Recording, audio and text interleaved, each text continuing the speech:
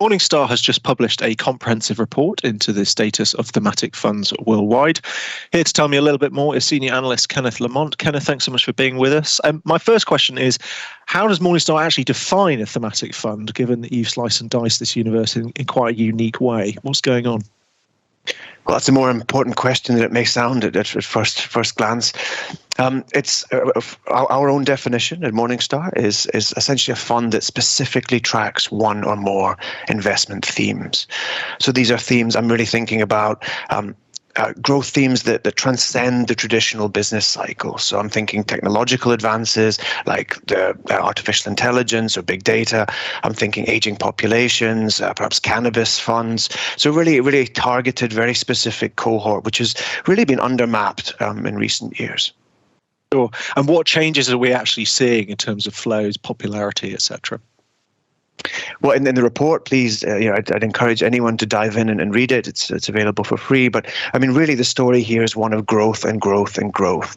Sort of looking at the global picture, we've seen over the last 3 years, we've seen assets quadruple globally, which is really impressive. And it's not just in absolute terms. They've gone from less than 1% 10 years ago to almost 3% of global equity assets now. So something's really changed, and we're not really just talking about Europe or the US here. Even smaller, emerging markets such as China or Korea, we've really seen the same thing. Sure. How can investors best use the report? So it's interesting in its own right, but really it's a showcase for the data that we've worked really hard on the research team to build over the last few years. And for the first time, this data set and this taxonomy that we built is available through Morningstar Direct. And it's extremely powerful. It really allows you to search for the type of thematic fund you're looking for, let's say battery funds, and to be able to compare that very quickly with all the other funds that claim to do the same thing. Great, brilliant. Thank you so much, Kenneth.